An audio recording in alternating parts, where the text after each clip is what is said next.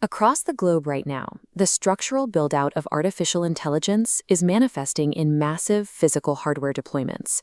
Nvidia's fiscal Q1 2027 earnings serve as the definitive progress report for this $3 to $4 trillion infrastructure phase. The most critical forward-looking metric in the report is the guidance for Q2 revenue, $91 billion. This fundamental strength is currently colliding with a tightening macroeconomic environment. This chart plots Nvidia's worth the 10-year Treasury yield, which recently touched 4.65%. High-growth tech valuations mathematically compress as these discount rates rise, increasing the sensitivity of every dollar earned. This creates an elemental tension between capital expenditure momentum and restrictive financial conditions.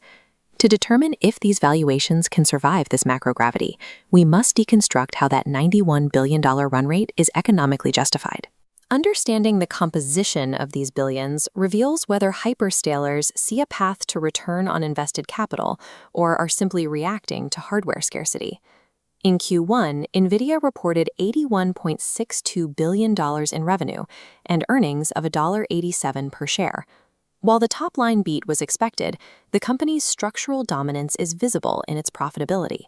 This graph shows gross margins stabilized at 75%, even as revenue scaled exponentially. Maintaining these margins proves that customers continue to pay a premium for performance and ecosystem access, rather than switching to cheaper silicon.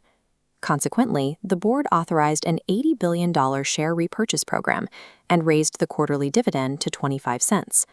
Because this buyback represents less than 2% of Nvidia's market cap, it serves primarily as a metric for the cash flow the AI build-out is generating. Sustaining 75% margins while scaling revenue suggests the Nvidia software ecosystem is currently insulated from enterprise budget tightening. Data center revenue is split into two components, with core compute hardware growing 77%. Networking revenue surged by 199% to $14.8 billion. This shift toward cluster-level scaling means the primary engineering challenge has moved from isolated GPU power to data transfer speeds. Linking massive GPU clusters without creating bottlenecks requires this complex physical plumbing of switches and high-speed cabling. This triple-digit growth validates the broader semiconductor and infrastructure ecosystem required to build these interconnected systems. This provides a fundamental floor for memory manufacturers, custom silicon designers, and networking specialists. These interconnected systems also demand significant physical infrastructure, specifically in the areas of power delivery and liquid cooling. Isolated compute units are rapidly interconnecting into a unified network, proving that AI infrastructure requires complex, interconnected systems to function at scale. The growth in networking indicates that AI expenditure has moved from experimental testing into systemic infrastructure builds.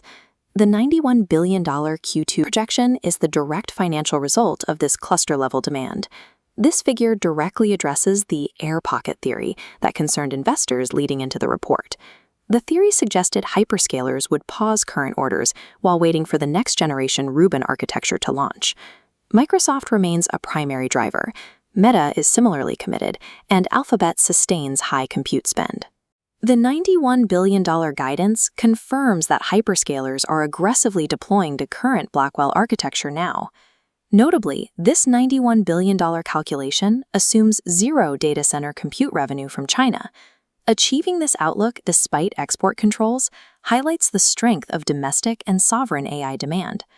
Hyperscalers appear to view the cost of waiting for next-gen silicon as a greater existential threat to market share than the depreciation of current hardware. Beyond Nvidia, big tech is projected to spend $700 billion on AI capital expenditures this year.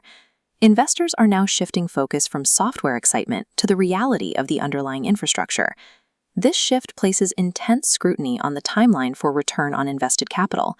Nvidia's hardware sales indicate that tech giants believe future service revenues will eventually justify these upfront expenditures. These micro-fundamentals are currently facing rising discount rates and persistent inflation fears. This diagram represents the clash between the tech sector's infrastructure build and tightening financial conditions. High-growth valuations mathematically compress as the risk-free rate rises, independent of corporate performance. Nvidia's earnings momentum is currently the most powerful counterbalance to these macro headwinds. If the 10-year note continues to climb, it could eventually break the momentum of these valuations. Right now, we are watching a system of immense forward momentum, actively pushing against heavy, unyielding physical resistance. Nvidia now acts as the unofficial scoreboard for global tech valuations, the test of whether earnings velocity can overpower macroeconomic gravity.